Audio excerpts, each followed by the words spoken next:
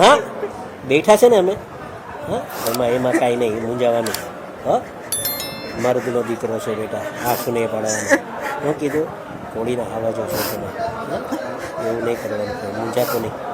હું કીધું સંપૂર્ણ. નમસ્તે મિત્રો, આપ સૌનું હાર્દિક સ્વાગત છે અમારી યુટ્યુબ ચેનલ વંટોળમાં. મિત્રો, આજે આપણે વાત કરવાના છીએ ભાવનગર જિલ્લાના બગદાણામાં થયેલ બબાલ વિશે.